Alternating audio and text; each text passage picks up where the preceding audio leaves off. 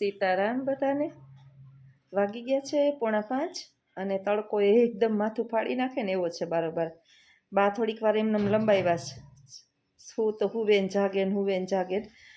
બાની દિનચર્યા હવે એવી જ થઈ ગઈ છે. બેઠા બેઠા હુઈ જાય, આપણે સોફા ઉપર હુઈ જાય, પછી સેટી ઉપર નાખીએ કે ગોદડ ગાદલા ઉપર એની જગ્યાએ નાખીએ તો ના હુવે, એટલે હાઈલે રાખે છે.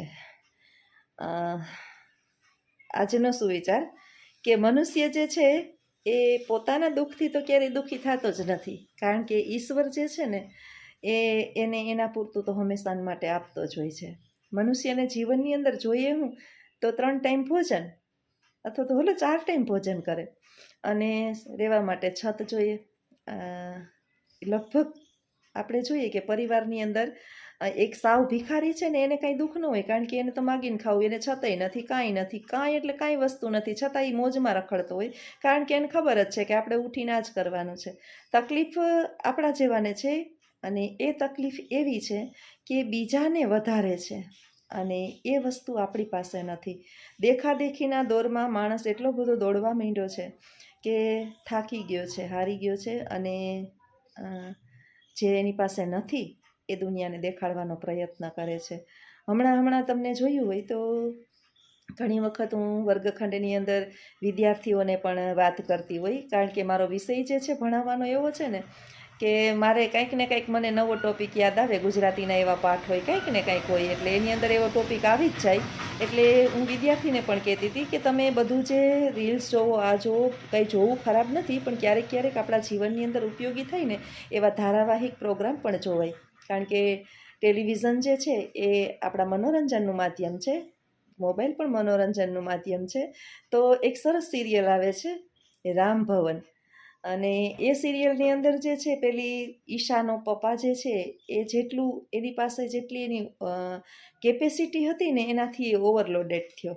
પોતાની દીકરીઓને એટલી રાજકુમારીની જેમ રાખવા, અને ઊંચા ઊંચા હાઈ લેવલના સપના અને હાઈ લેવલના પરિવારની અંદર પોતાની કેપેસિટીથી બહાર વહીતો. પરિણામ સ્વરૂપ શું થયું તો કે પોતે પહોંચી ના શક્યો, એને હુમલો આવી ગયો, અને હુમલામાં એ મૃત્યુ પામ્યો, કરજામાં ડૂબી ગયો, ઘરબર બધું છીનવાઈ ગયું. 3 દીકરીઓ અને પત્નીએ જીવનની અંદર ઘરની બહાર પગ નહોતો મૂક્યો, રાજકુમારીની જેમ રહેતી હતી, અને આજે જે છે એ એક ટક ભોજન માટે પણ ફાફા મારી અને મોટી દીકરી નોકરીની શોધમાં નીકળી પડી, ને નોકરી મળી તો ત્યાં પણ ટોર્ચર. એટલે મિત્રો, ધારાવાહિક પ્રોગ્રામો જે છે ને એ આપને કંઈક એવું જ શીખવે છે કે આપણી જેટલી હેસિયત હોય, જેટલી કેપેસિટી હોય, અને આપણી ઓકાત જેને કહીએ એટલું હોય ને એટલું જ તમારે આગળ વધવાના પ્રયત્ન કરાય ને એટલા જ સપના જોવાય. ઠીક છે, સપના જોવા કંઈ ખોટી વાત નથી, પણ આપણી કેપેસિટી તો આપણે પહેલાં જોવી પડે ને. બધા કહે છે ને કે સપના હંમેશા ઊંચા જ જોવા, પણ આપણી કેપેસિટી એ સપનાને સાકાર કરવાની છે કે નહીં, અને આપણે ત્યાં પહોંચી વળશું કે નહીં. આપણા ઘરની અંદર 500 રૂપિયા હોય અને દીકરાઓને આપણે કાયમ 400 રૂપિયા વાપરવા દઈ દેવા પડતા હોય તો આપણે ઘર કેમ ચલાવીએ? એવા સુખ સુવિધાઓને એવી લાડકોડની અંદર બાળકને ઉછેરો, આ બાળક જે છે એ કોઈ દિવસ કેપેબલ ન બને. એટલે ઘણું બધું આપણે ધારાવાહિક પ્રોગ્રામો શીખવે છે, અને મા બાપ જ જે છે ને કદાચ બહુ લાડકોડની અમે નથી સુખ જોયું, અમારા છોકરા તો જોવે ને. અરે ભાઈ, તમે નથી જોયું તો તમારા છોકરાઓ જોવે એનો કોઈ પ્રોબ્લેમ નથી. બધાયના મા બાપની ઈચ્છા હોય કે પોતાના છોકરા રાજકુમારની જેમ રહીએ, પરંતુ આપણી કેપેસિટી, આપણી વાસ્તવિકતા, આપણા ઘરની પરિસ્થિતિ, આપણા ઘરની હાલત, આનાથી છોકરા ખરેખર વાકેફ હોવા જોઈએ, ને ખબર હોવી જોઈએ કે આપણે 20-30-50 હજારનો પપ્પાને મોબાઈલ લેવાનું કહીએ છીએ તો પપ્પાની ખરેખર ઇન્કમ કેટલી છે, બેંક બેલેન્સ કેટલું છે, પછી હાજા માંદા થઈએ તો પપ્પા પાસે પૈસા છે કે નહીં, કદાચ મહિનો દિવસ પપ્પાથી કામ ન થાય તો આપણું ઘર ચાલે એમ છે ને. આ બધાથી બાળકને નાની ઉંમરથી વાકેફ કરવા જોઈએ, એટલે બાળક જે છે એ ભવિષ્યની અંદર એક સમજદાર અને વ્યક્તિ અને એક ભારતનો સારો નાગરિક બને, અને દેશ ઉપર અને પરિવાર ઉપર બોજારૂપ ના બને. ખરેખર જો તમને મારી આ વાત યોગ્ય લાગતી હોય ને તો કમેન્ટની અંદર ચોક્કસ જણાવજો. મા બાપ મૂકીને વયા જવાના છે, આપણે સાથે નથી રહેવાના આપણા સંતાનોની અંદર, અને એવા લબાડ જેવા બનાવીને મૂકીને જાહું તો જાહું ને ન્યાય આપણા આત્માને શાંતિ નહીં મળે. એટલે મૂકીને જઈએ ને તો કમસે કમ એટલી તો ચિંતા નથી જ કે પાટું મારીને મારું છોકરું ગમે ત્યાં પાણી કાઢશે, એટલે આપણે ચિંતા કાંઈ છે નહીં. બાળક આવું બનાવવાનું. હું સાસરે આવી ને એટલે મારા પપ્પા જે છે ને મને મારી માને એમ કહેતા, મારી મા એમ કહેતા ને મારી દીકરીએ કોઈ દી કામ નથી કર્યું એટલે મારા બાપા એક જ શબ્દ કહેતા, તું ઉપાધિ કરીમાં મારી દીકરી ક્યાંય પાછી તો નહીં જ પડે, એટલો મને ભરોસો છે. કારણ કે કામ નથી કર્યું પણ એને આવડતું નથી એવું નથી, તમે આડ્યું થયું ને એટલે એને ભણવામાં ધ્યાન આપ્યું, પણ મારી દીકરી માથે પડશે ને એટલે ગમે એવા દુઃખ સહન કરી લે. અને મા બાપને આવો વિશ્વાસ એના સંતાન ઉપર હોવો જોઈએ. અને એ ક્યારે હોય તો કે બાળક જે છે ને એને બધી વાસ્તવિકતાની નાની ઉંમરથી ભાન કરાવી હોય તો મારા આવા જ વિચારો સાથેના વિડીયા જો તમને ગમતા હોય તો વિડીયાને લાઈક કરજો, શેર કરજો અને સબસ્ક્રાઈબ કરજો. આવજો. સીતારામ. શાકભાજી હાંજના લઈ રાખ્યા છે, સાંજે શાકવાળો નીકળો તો અત્યારમાં છે ને રેડી કરી રાખું. આજે સાંજે કહું તો ખરી કે એટલી બધી થાકી ગઈ હતી ને કે બધું પડતું મૂકી શાકે નહીં તો હું સાંજે આ બધું બીટી નાખું ને તૈયાર કરી રાખું. આજે કાંઈ થયું નથી. ઓલા પાસે કેરી છે ને નાની નાની, અત્યારે કેરી સરસ આવે. આ કેરી ખાખડી ખાવાની મજા આવે પણ બહુ હતી નહીં, આ 2 જ હતી, 2 જ લીધી. મેં કીધું કાલ વધારે લઈ રાખજો, અજીતને આ બહુ ભાવે કેરી, હું તો ઓછી ખાઉં. દાંત મારા હલે છે, દાઢું હલે ને એટલે બહુ કાચી વસ્તુ ચવાય નહીં, એટલે મારા માટે સંભારાની વસ્તુ લઉં. ગુવારનું શાક બનાવવું છે, ગુવાર બટેટાનું, અને ગાજરનો સંભારો કરવો છે. તો અત્યારમાં આ બધું સુધારી રાખીશ એટલે આવીને સીધું વઘારવાનું જ રહીએ. કારણ કે એક વસ્તુ તો છે ને ગરમ આપણે જોઈએ જ. તો હાલો ફટાફટ કરવા માંડું. આ ઘી ગરમ થઈ ગયું. હવે છે ને આને હું મૂકી દઈશ ફ્રીજમાં. સાંજે છે ને માખણ કરી લીધું હતું. માખણ સીધું ફ્રીજમાં મૂકીએ તો એ ઉલટાનું જામી જાય, એટલે એને સહેજ જ તપાવી અને એને ગરમ કરી લીધું ને એટલે જ આટલું ગરમ કર્યું, બહુ ગરમ નથી કર્યું. હવે હમણાં ઠરી જાય ને એટલે ફ્રીજમાં મૂકી દઈશ. 15-20 મિનિટ થાય ને તો સરસ મજાનું એકદમ જામી જાય એટલે ઉપર બધું આ ઘી છે ને ઉપર આવી જાય. ને સહેજ છાશનો ભાગ હોય ને, બહુ બાળાય નહીં આપણે ઘીને, નહીંતર છે ને એમાં બળવાની સ્મેલ આવી જાય. જે ઘી બનાવતા હોય ને કદાચ એને ના આઈડિયા આવતા હોય ને, આપણે શેરની અંદર છે ને આપણે એટલું બધું દૂજાણું ના હોય એટલે આપણે મલાઈ ઉપરથી કાઢીને ભેગી કરતા હોય. 15 દિવસની મલાઈ ભેગી કરીએ પછી 10 દિવસની, અઠવાડિયાની, જેટલા દિવસની આપણી દૂધ લેતા હોય પ્રમાણે મલાઈ થાય. એ પછી મલાઈને સહેજ ગરમ કરી અને એમાં છાશ નાખી દઈએ, મેળવી દઈએ એટલે થઈ જાય દહીં જેવું. પછી એમાંથી માખણ આવું નીકળી જાય. પછી એને ગરમ કરી લઈએ. પછી આ બધું જે છે ને પછી આ ઉપરનો જે સફેદ ભાગ છે ને એ 5-7 મિનિટ તમે ગેસ ઉપર રાખો ને એટલે એની મેળે ઓટોમેટિક બળી જાય. અને છાશ જે છે એ આપણે કાઢી લીધી હોય એટલે આપણે ગેસ હાવ ઓછો બળે. આપણે બધું શહેરમાં રહેતા હોય ને વિચારવું પડે તો 5 મિનિટ ચાલો ફ્રીજમાં રાખી દો, ત્યાં જામી જાય. છે ને ગોળના 10-10 કિલોના ડબલા છે. આ એક ડબલું તો અહીં પડ્યું એ થઈ રહ્યું, એક હજી અંદર પડ્યું. 3 ડબલા લીધા હતા 10-10 કિલોના. ઓલા ગોળવાળા, દેશી ગોળવાળા આવે ને, આ દવા વિનાનો ગોળ હોય, આપણે ખાઈએ ને તોય બહુ સારો. આ કૂતરાઓનો થોડોક નખો કાઢી રાખ્યો હોય.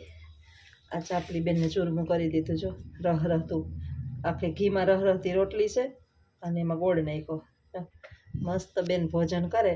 બધા એમ કહે કે તમારી ચાપલી પ્રેગ્નેન્ટ છે. આ પ્રેગ્નેન્ટ નથી પણ આ આવી ખાઈને નરવી થઈ અને બારોબાર તમને સંભળાતું હશે. 2 ગલુડિયા ને કે એની માં રાહ જોઈને ઊભા છે. આ પહેલાં ખાઈ લઈએ ને ચાપલું તો પછી એને દેવા જાવ. બાયણે જોઈ ચાલુ જ છે ઢે ઢે ઢે ઢે. અને બેનને મોજ પડી ગઈ. આજ મેં એવું ઘી કર્યું હતું ને તે ટોપિયું એમને ઘીવાળું પડ્યું હતું, એમાં રોટલી એકદમ લોહી આખી એટલે રહ બહી ગઈ છે. જોઈ તોય લાટકીની ખાતી નથી, જો ભાઈગી મૂકીને. એવી ચાબલીની છે કે એને જડે જ ને એટલે ખાવું નથી. હવે ઓલી કોઈતરી ખાઈ ચાહે. જોઈ લો ગેંડિયા કેવા રમેશ બે. આવી હવે અમારી ચાપલી એનો ખેદો કરશે. આ એની મા વાહે આવે પણ મારો ભરો હું હજી નથી કરતા. હું રમાડતી નથી હમણાં, ટાઈમ નથી ને. જો ભાગશે બરોવા છાપડી. રિક્ષાવાળો મોબાઈલ ભૂલી ગયો છે. મારા ઘરવાળો મોબાઈલ ભૂલી ગયો ત્યાં આવે છે, મોબાઈલ લેવા આવે છે. ચાપલીને ખેદો ઉપડસ છે. જાય છે એ ઓલા મોબાઈલ ભૂલી ગયા ને, મોબાઈલ ભૂલી ગયા તે વાત લેવા. ચા મંડી પડી. બિચાડીને છે ને 2 બચ્ચા છે. પછી આને લાગે ભૂખ ને અમારી ચાપલી છે ચાપલીની, પાછી એમાં 2 રોટલી નાખીને ચૂરી એટલે વાર લઈ ગઈ. કેવી મસ્ત ખાઈશ છે. હમણાં પૂરું કરી ચાહે હાવ. આવું ગરઘીની ચૂરમાં કોને ચડે. એના છોકરા છે ને એ આવતા જ નથી, ભાગે મને જોઈને. હમણાં હું નવરી નથી થતી, રમાડતી નથી, નહીં ભરોસોય નથી કરતા. એ કાલુ અહીંયા હાલ હાલ હાલ હાલ. એની માં ખાઈ ગઈ બધું. જો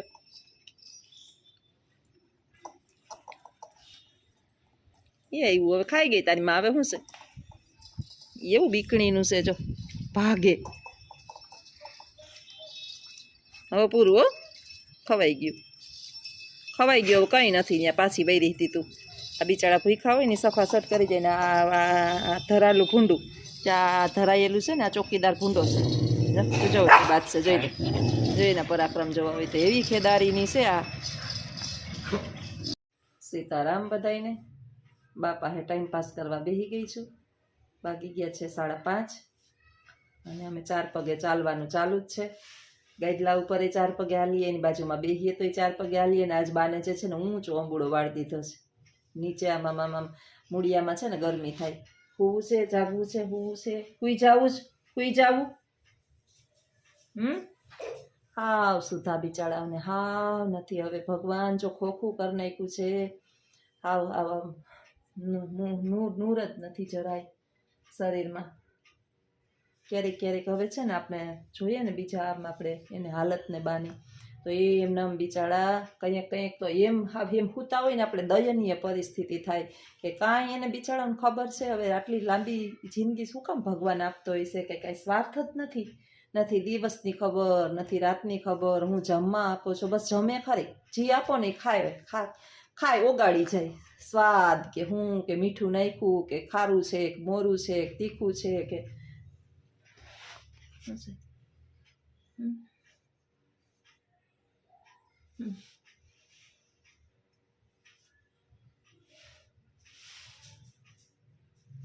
3 વખત નવડાવ્યા. અટાણ થયું ને તો 3 વખત નવડાવ્યા, પણ ચા પીએ ને ખાઈ ને કંઈક કરે ને એટલે માખી એની બાજુમાં આવે.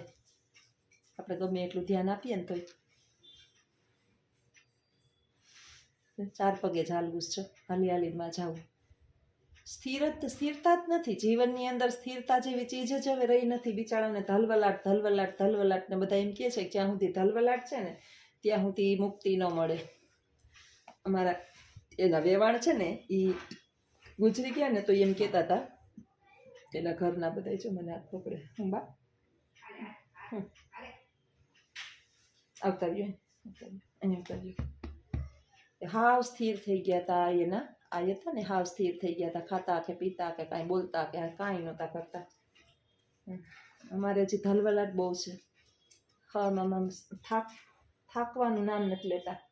આમ શરીરથી થાકી ગયા પણ હજી ધલવલાટ ને ધલવલાટ જ કરવો છે. બીજું કાંઈ જો છે ને. આપને રોવું આવે હવે જોઈ કાંઈ એમ તમે વિડીયો 5 મિનિટ જોવો, હું આખો દિવસ 24 કલાકમાં 5 કલાક નિહાળે જા ત્યાં સુધી એનાથી આઘી હોય, પણ મનમાં તો એ જ હોય કે હું થયું હશે ને હું કર્યું હશે ને દીકરાએ ધ્યાન રાખ્યું હશે કે નહીં રાખ્યું હોય.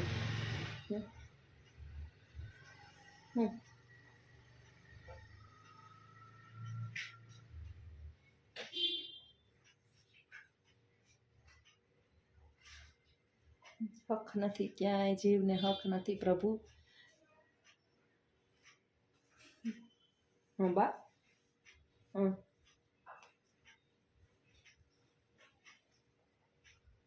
પૂછતું નથી હો બિચારાઓને. આપણે એની પાસે કંઈ વસ્તુ દઈએ ને તો પૂછતું નથી. ધીમે ધીમે એક ઇન્દ્રિયો તો ફેલ થવા માંડીશ. જો હવે ઘડીક થાય તો હુવે, ઘડીક થાય તો ઉઠે, ઘડીક થાય તો હુવે, ઘડીક થાય તો ઉઠે. ચાપલીને કંઈ હક નથી. હું એની બાજુમાં બેઠી, બાજુમાં